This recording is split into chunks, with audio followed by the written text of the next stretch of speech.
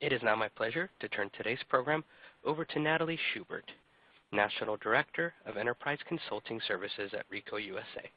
Natalie, the floor is yours. Thank you for joining us this afternoon. We look forward to discussing embracing the future through innovation and agility. Digitalization is disruptive, and this disruption is at the heart of all of the conversations we are having with leadership teams today that we work with.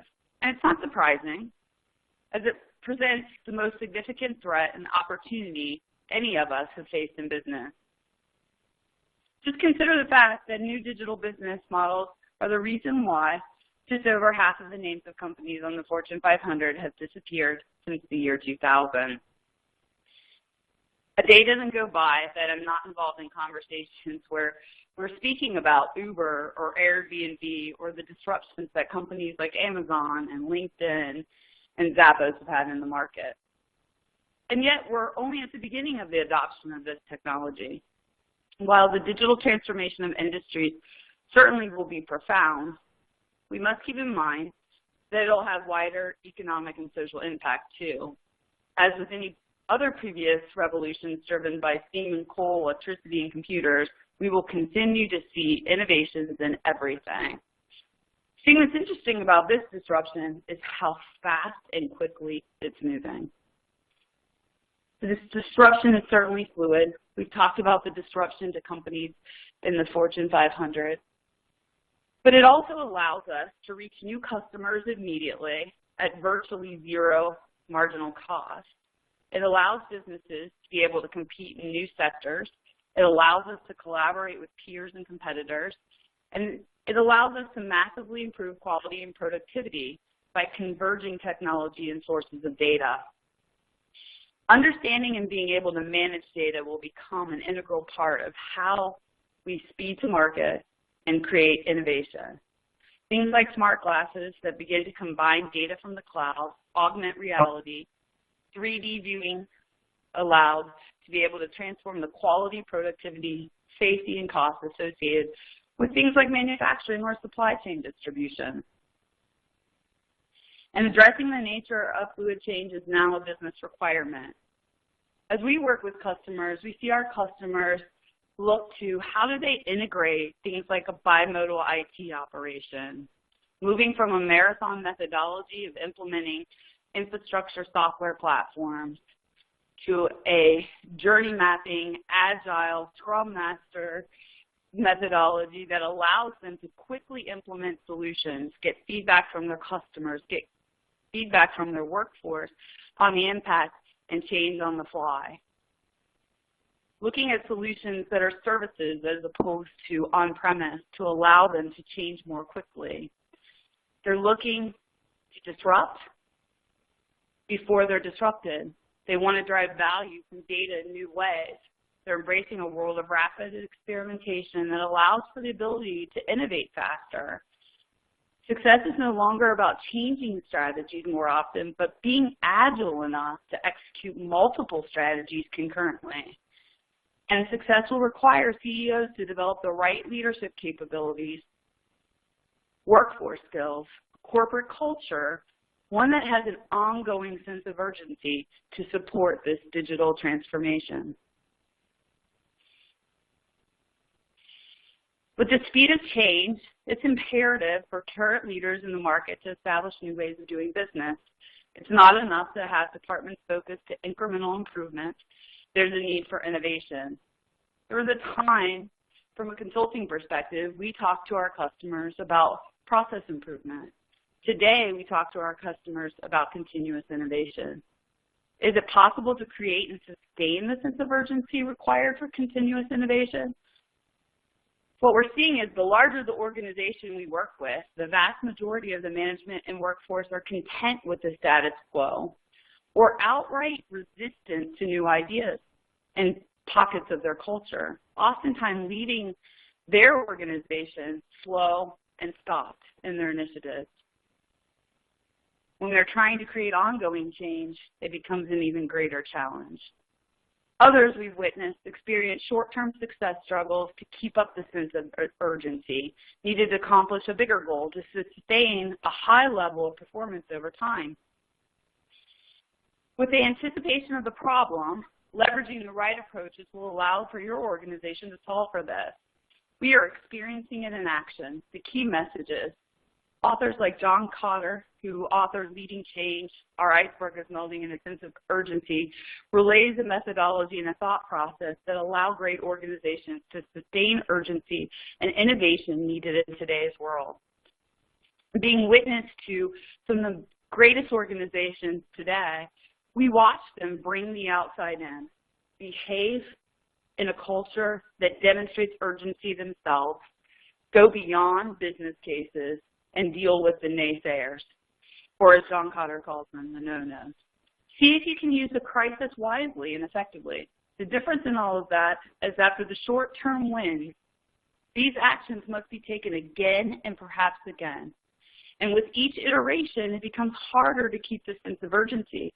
But in each case, with keen awareness of what's already been done well, it's possible to sustain the urgency and innovate. Organizations rarely lack information in this new world of work. Unfortunately, information is gridlocked and unavailable to drive business decisions on the fly.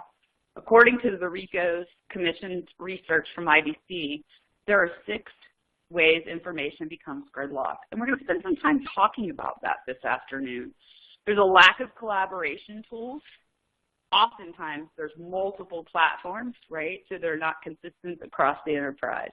There's weak mobility support, dealing with information silos, manual workflows, overdependence on documents in the organization, and then there's intangibles that make that information storage and access difficult, time-consuming, and create security risk.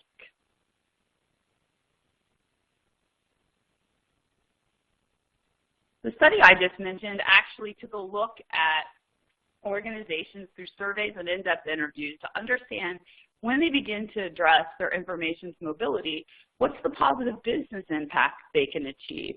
And you can see from the results listed here, it's impacting from revenue to retaining customers and certainly bottom line impact. So understanding how information moves through your organization, how your customers perceive you and receive that information, the timeliness in which it's received, the secure nature in which it's received can absolutely improve your business results.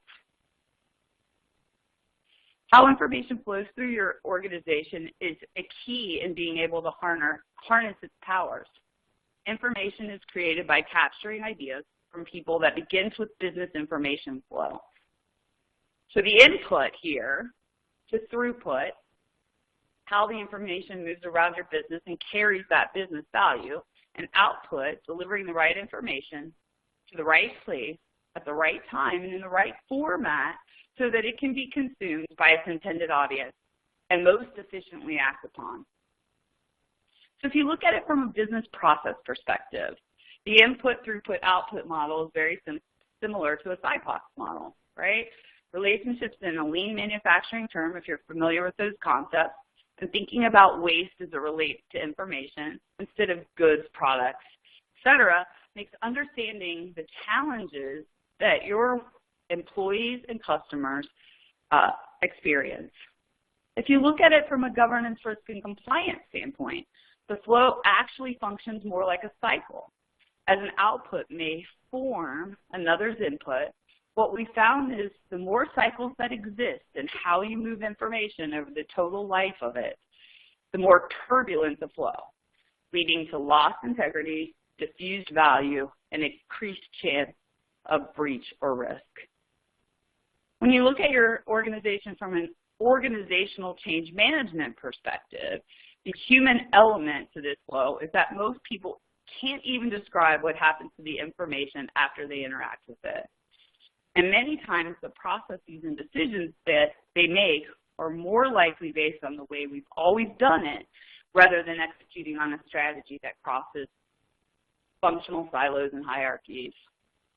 And finally, from a mobility standpoint, if you look at this flow, it can get complicated even further as one information output can feed multiple information inputs and vice versa.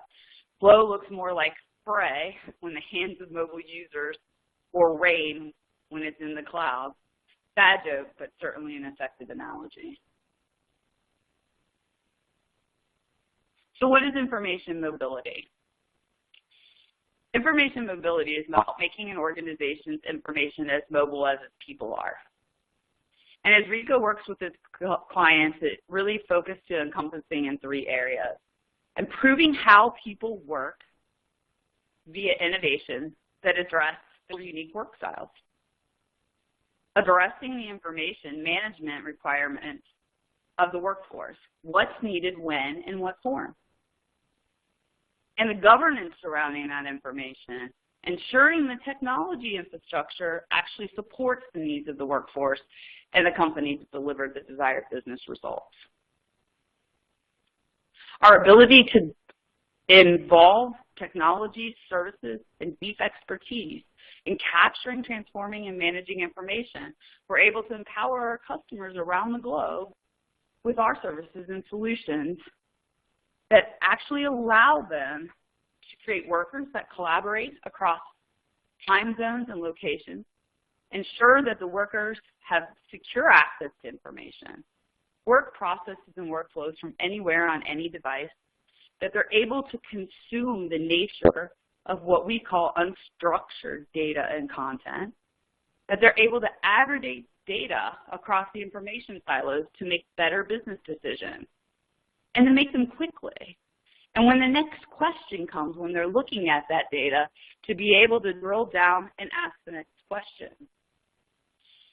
It allows them to reduce errors and time workers spend performing tasks by having the information digitized and automated, improving and reinventing how they do business processes.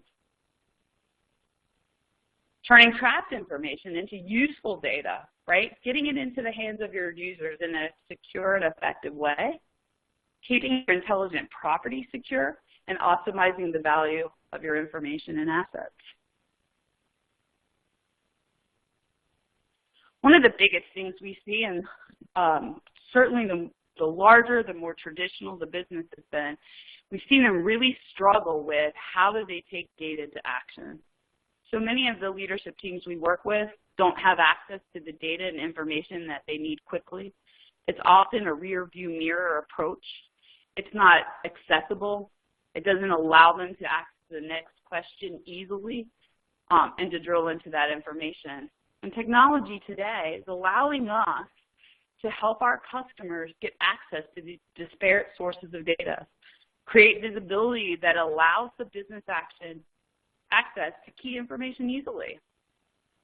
When the next question comes to play or to mind, actually giving the leaders the ability to move through that data and information quickly in real time. We are able to quickly and easily provide the technologies available today our customers insights into sources of data in their environment, giving context to that data and easy to consume dashboards. Those dashboards are providing quick insights that help them make business decisions on the fly, that can create strategies to involve a more coherent information management infrastructure and enable operation efficiency. But most important, right back to that message of agility that we talked about. We have to be agile. We have to be innovative to continue to thrive in the economy today.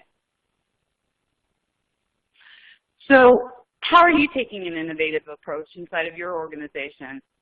The more perspective you're exposed to, the more likely you're able to solve your customers' problems in a new and exciting way. But back to the concept earlier of bringing the outside in.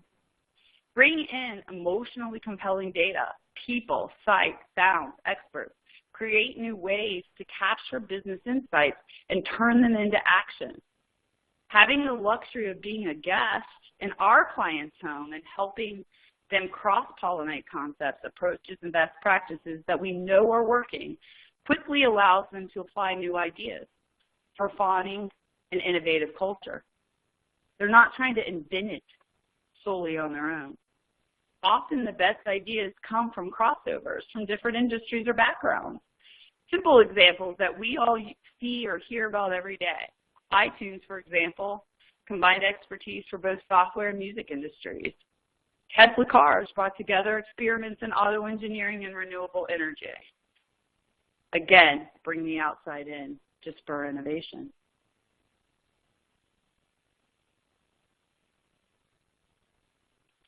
And we look at great leaders like Jack Welch, the former CEO of GE.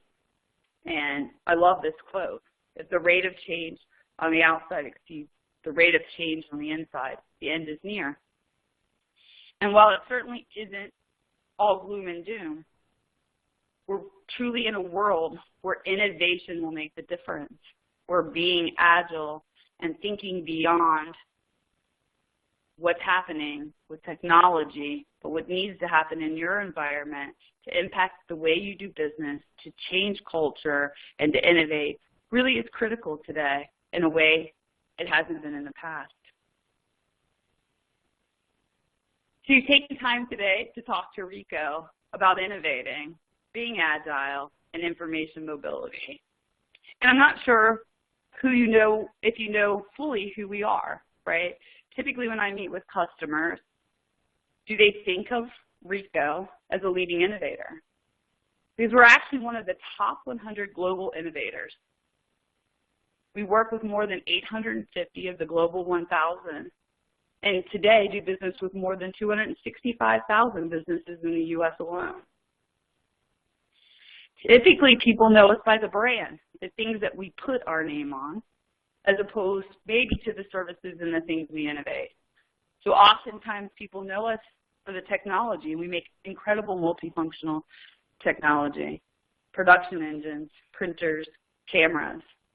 But the brands you don't know or see are many things that we innovate and bring to market or provide services and thought leadership on that don't have our brand. Fun things like making Mario jump in the original video game, creating self-parking technology for cars, being an innovator in the 3D space, bringing technologies like integrated whiteboards and collaboration tools so that our customers can collaborate and work around the globe, addressing with the most significant infrastructure and footprint in the industry, a world where languages merge, technologies merge, and platforms that allow our customers to collaborate anywhere, anytime. The opportunity to engage and work differently with your clients. You know, I had a unique opportunity in my career with Rico. I spent about 10 years of my career working with a Fortune 50 client for helping them drive bottom line results, an enterprise strategy around how they move documents and information, and a very paper-based culture, and also innovating new technologies together. At the end of my time and tenure with that team, we had driven over $231 million in bottom line savings, but we had also innovated multiple new technologies and brought them to market. It was that cross-pollination and concept of ideas that allowed us to solve business problems and innovate solutions to achieve the goals. It impacted how they served their customers and how they consumed information. So over the remainder of our time this afternoon, I'm going to share some of the areas where we are working with you, our customers, to impact and innovate. At the end of our session, we'll spend some time answering questions and answers. But we also hope that you'll engage with us in deeper conversations as you look at what your priorities are over the next fiscal year and look to innovate and create change in your organization. We intend to be thought leaders and support you by bringing in leadership to talk deeper into the subjects that I'm going to talk on over the course of the year in these types of webinars and customer councils. So as we look at how we are helping customers in a new world of work or innovate their work styles, right, there are key areas that are keeping our clients up at night that they turn to Rico for. How do they secure access to their information? How do they create change in an organization that's large, that may have silos, that can't see how information flows from input to throughput to output? How do they foster collaboration and innovation and engage differently as their workforce dynamics are changing? And how do they attract and retain the right talent inside of their organization? You know, one of the big shifts we see in the talent from standpoint today is as information digitizes, the jobs are changing. We're starting to see traditional spaces like transactional print for banking and insurance companies, like correspondence and transactional workflows around mail. They're completely starting to change as customers know that digital presentment, how they deliver, how they communicate with their clients is going to rapidly change over the next 36 months to 60 months. Our clients are innovating how they work. And whether it's the workforce generational shift, the digitization culture we've been discussing, the availability of information anywhere, anytime, we are seeing some of the most significant and wholesale changes that we've seen in the last 30 years. Certainly we talk about the shift by 2020, 50% of people will work from non-traditional locations. Working with some of the leaders in global real estate space today, we're starting to leverage technologies like sensors that allow us to understand how people are using the workspace and how to begin to evolve workspaces to support those collaboration needs, those remote office needs in an effective way to drive certainly results that are addressing the fact that 30 to 40% of offices are vacant today, addressing the fact that conference rooms today may not have the right tools in them, are oversized for the number of users, those types of things from a real estate perspective. And certainly, how do they make the information securely available anywhere, anytime? But no organization is immune to barriers of change. Certainly some of the pop-up organizations that we talked about earlier that have been born out of no infrastructure and social media and mobile engagement may have less of these challenges. But we certainly see the barriers to change.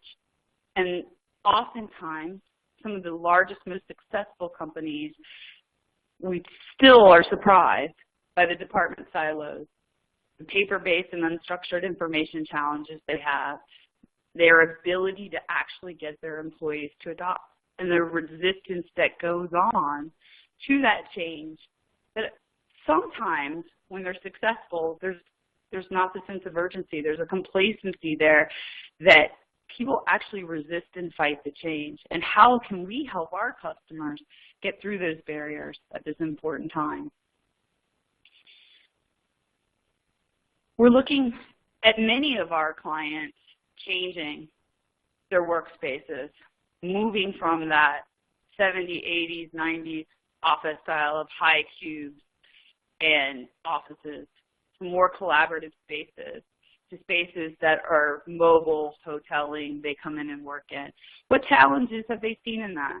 How has that impacted their workforces positively?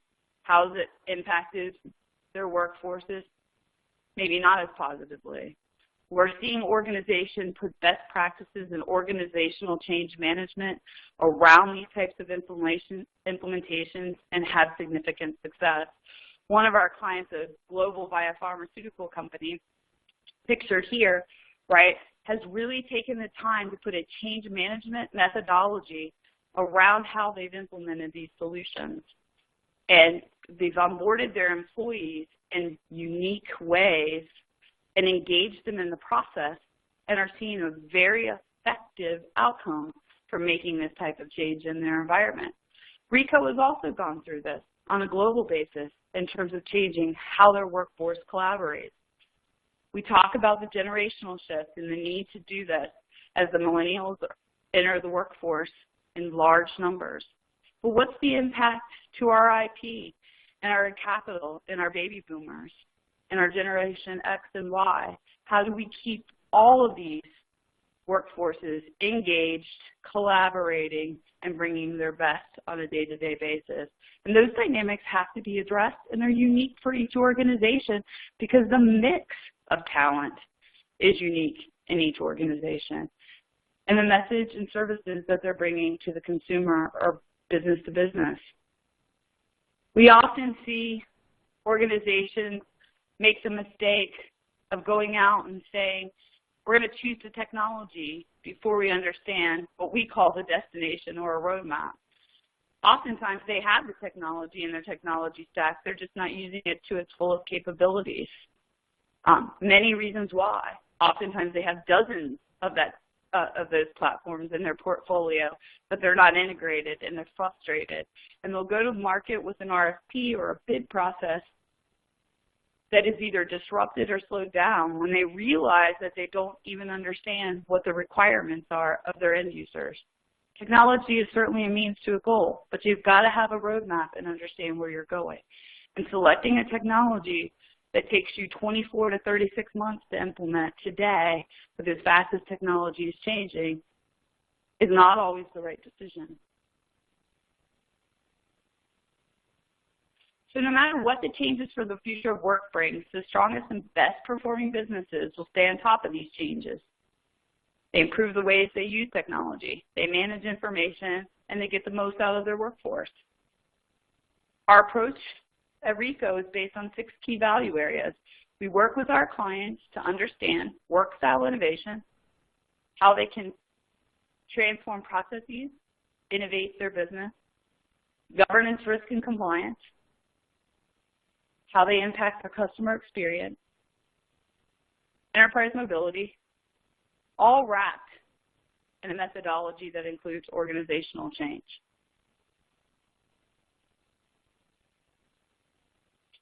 When we look at work-style innovation, improving how people work via innovations that address their unique work style. So we talked about the multi-generations. You had an opportunity a couple weeks ago to be at a customer event.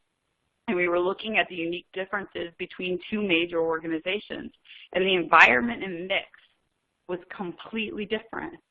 Therefore, work styles are different.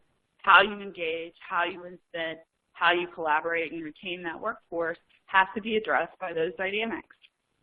Focusing on your employee experience and adoption. Certainly, those mixes of technology, workforce, customer interaction are going to impact your ability to get adoption out of your end users. That client I mentioned working with for about a decade, and one of the unique things there was they had a very diverse population, but they also had something that they believe was very manual-based needs and that they didn't really know how to leverage and adopt technology.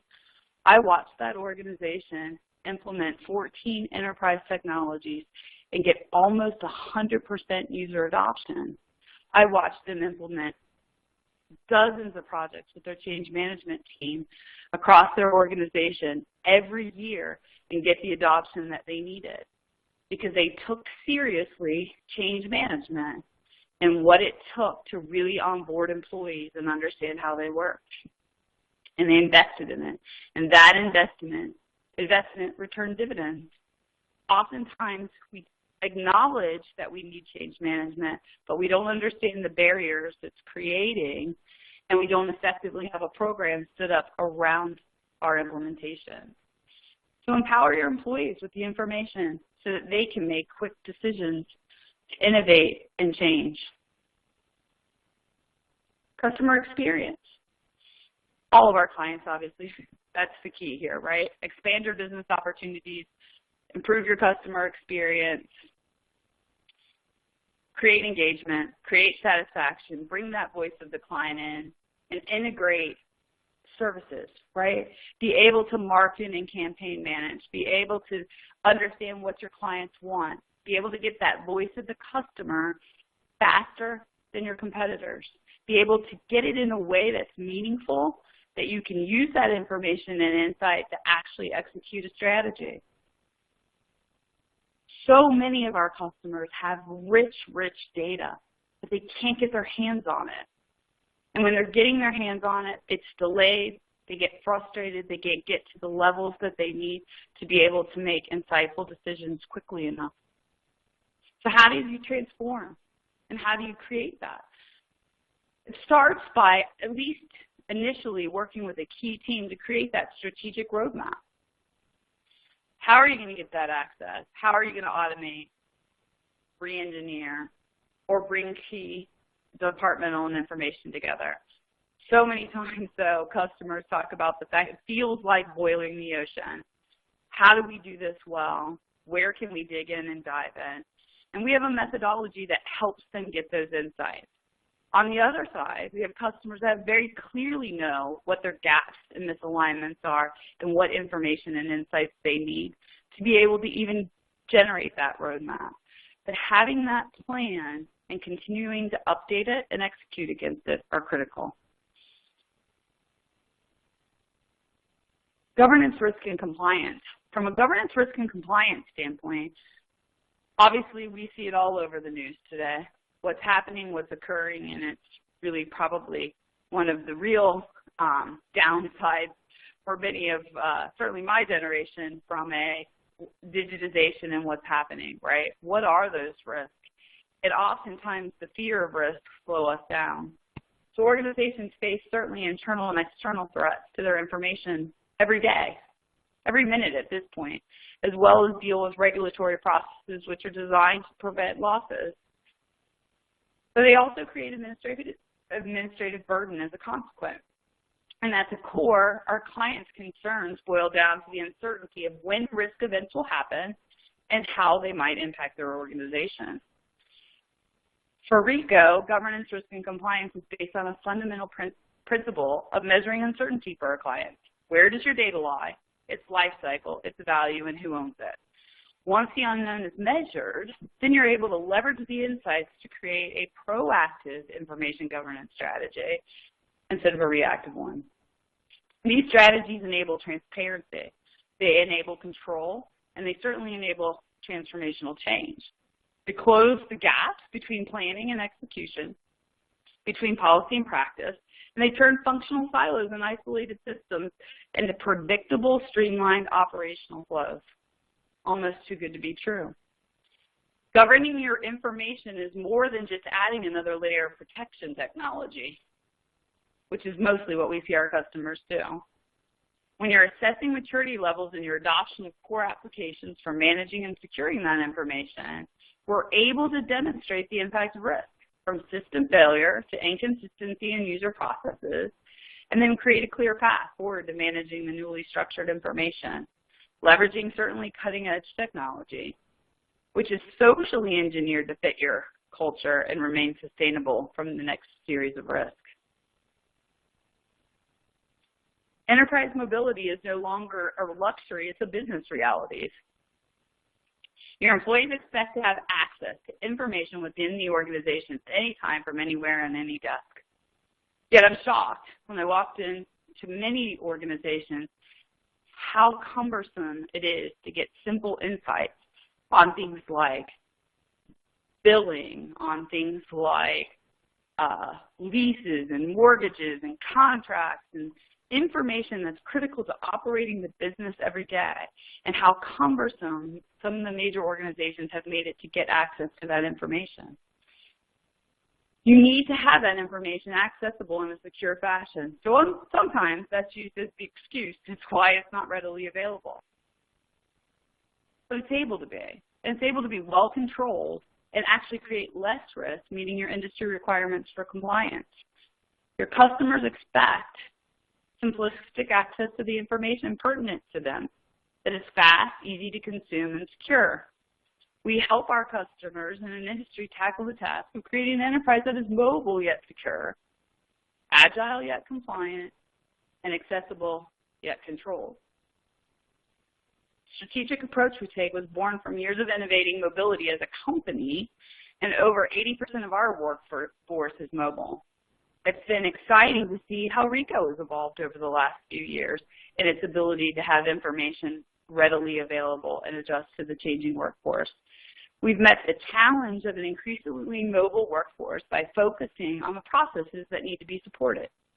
by a mobile enterprise and the people that are driving that demand. We've taken the time to understand your business, your people, your workflow, and we create an effective strategy that's standards-based, yet individualized to the realities of your culture and business. We provide a range of solutions and technologies that enable you to build a strategic platform or enhance one, because most of our clients have one, right? They're looking for, how do we actually get the adoption? How do we make the transformation for that mobile implementation? How do we create the elements or leverage elements that are missing, so that the purpose is built and the demand is driven into a complete and seamless workflow for tomorrow? And it's agile and able to be changed as technology is changing.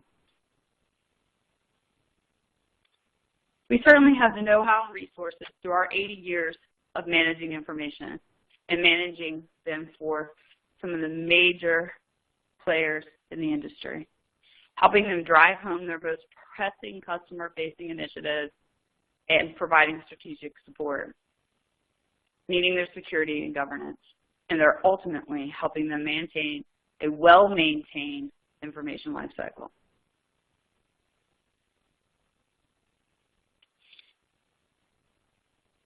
As we've talked about change being fluid and consistent, in order for your organization to remain competitive within your respective industries, you must continually transform with minimal disruption and greater end user adoption.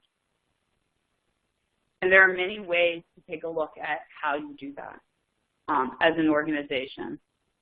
Some of the best examples that we've seen in the industry include ongoing programs that are focused with an element in change management in everything they do.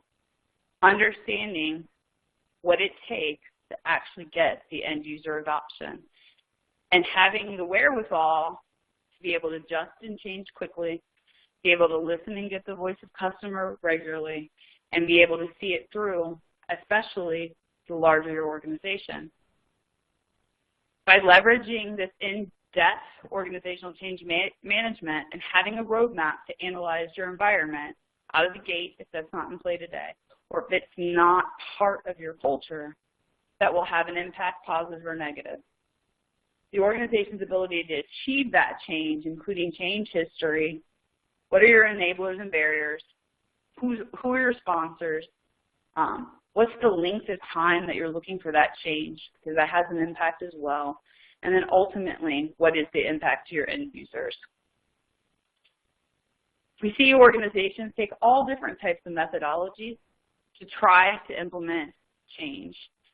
And whether it's from improving the way their end users work, whether it's incenting them, whether it's telling them that it's good for the organization, the bottom line, there are always challenges in moving through that process.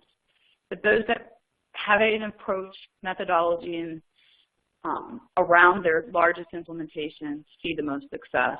We still see statistics of organizations in most implementations not reaching their timelines or financial return on investment that they had put in place before they started the program, and not achieving the plan in almost 70% of the cases.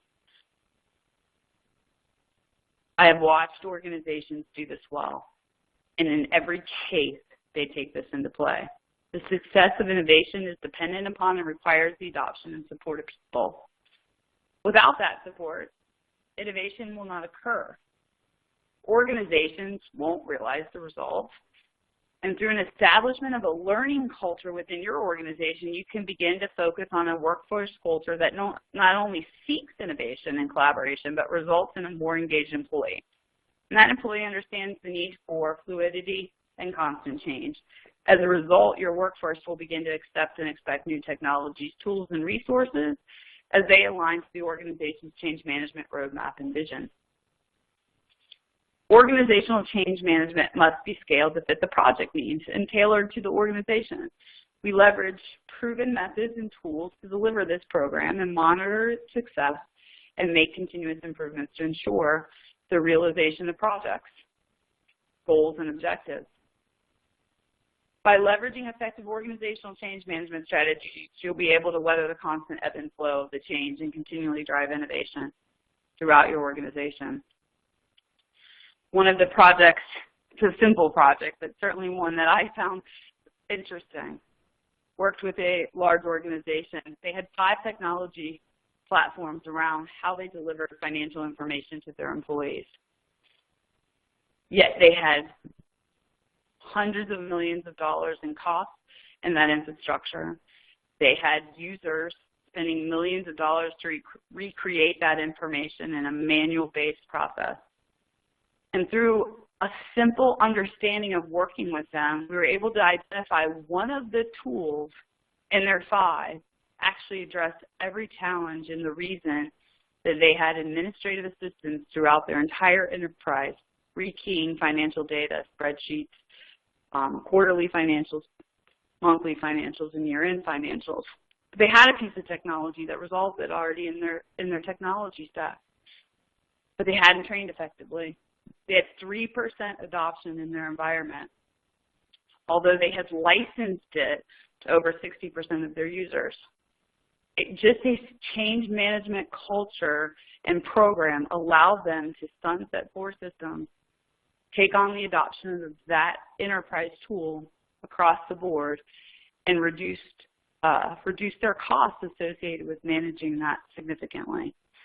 Those types of things we see on a daily basis, but it gets back to understanding the end user, how they use the technology. Do they know it's there? Do they know its capabilities? And have they been trained effectively to leverage it?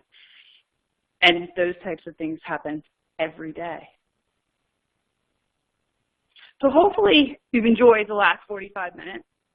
We're anxious to engage you in some potential questions and answers over the next 15 minutes, as well as review the results of the poll we took a little earlier. And we appreciate the time that you've invested, and I'm going to turn it over to you. Thank you. I'm going to turn it over to you. Thank you. At this time, we would like to take any questions that you might have for us today. To ask a question via the web, click on the green Q&A button on the lower left-hand corner of your screen, type your question in the open area, and click Submit. If you'd like to ask a question via the phone lines, simply press star, then the number 1 on your telephone keypad. Again, that is star, then the number 1 on your telephone keypad.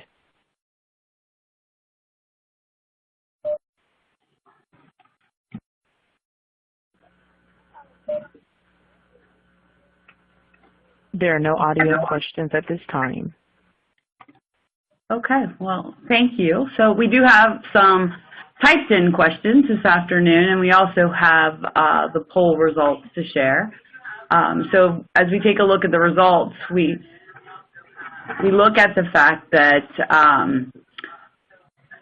everyone is in the process of making change, right, inside of the organization. The response certainly doesn't surprise us in the fact that I can't think of a customer that we work with today that's not in the process of change. I think the most surprising part of the responses is that we have organizations that are fully adapted. Certainly organizations I'd love to hear from us if anyone would like to weigh in this afternoon and just share how they've gone through that transformation and the amount of time that's taken.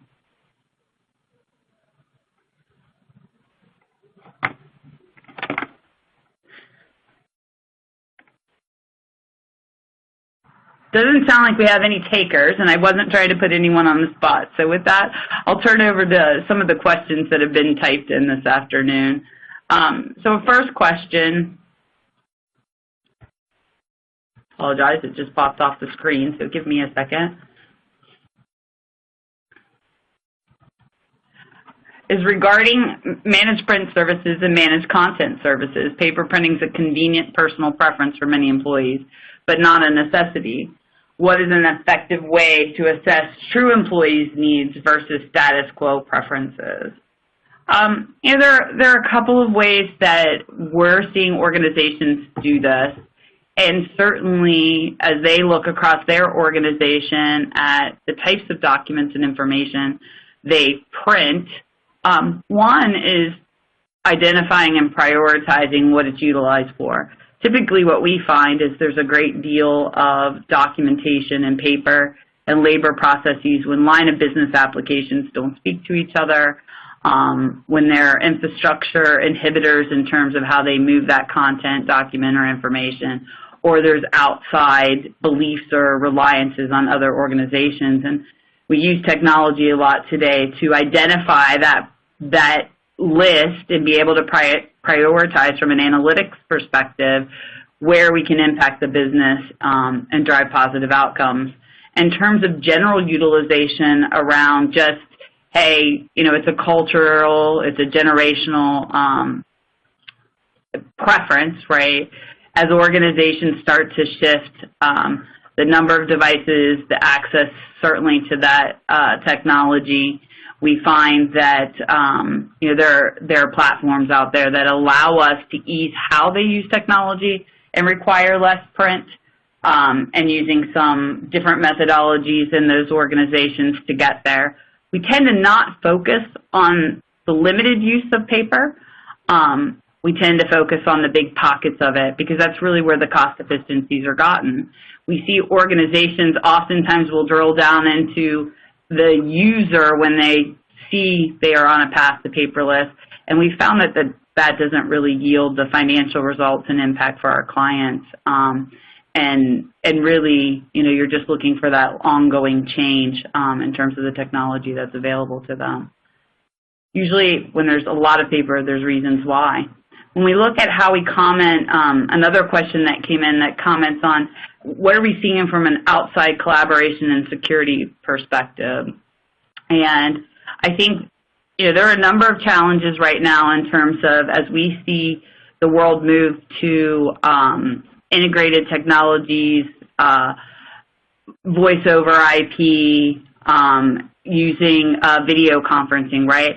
Because each of the organizations we work with tend to have different platforms, they'll have challenges interfacing when they're outside of their organization securely and effectively.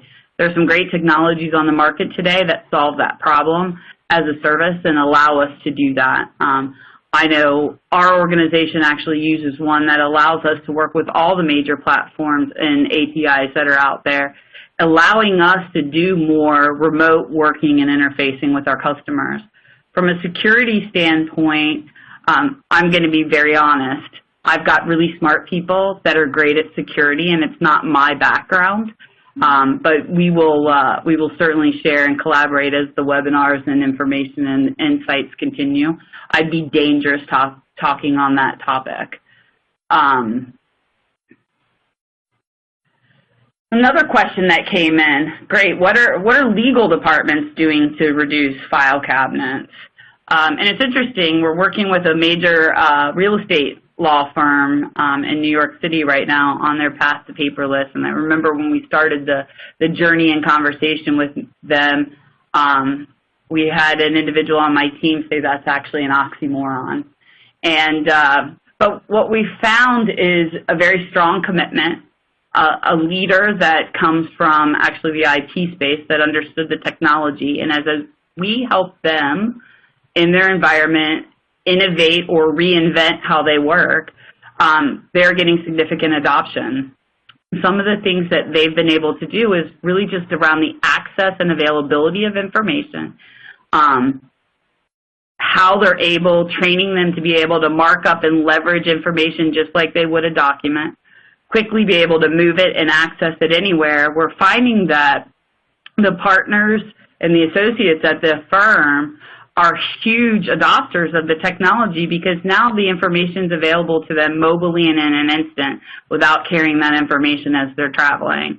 It's certainly taken a number of training. It's a very hands-on environment typically in a law department, and being able to work with some super users and create that adoption and then create that ongoing benchmarking inside of the organization so they can see what's happening and get that feedback has worked very well for us, and helping them get the adoption that they're looking for. The other thing that we're seeing is as organizations start to reduce their real estate footprint, right?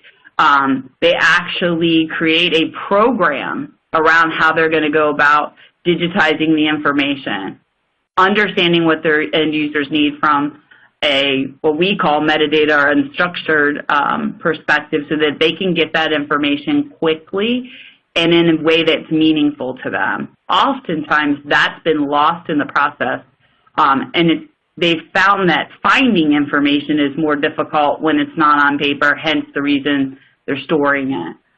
When we alleviate that problem and educate and train effectively, we find that barrier to information changing. And certainly, with all authenticity, right, the generational changes, the technologies that are available, print is declining very quickly. As an organization that is a major service provider in that space and technology innovator, we're seeing double-digit declines as technology advances and mobile utilization around the globe increases.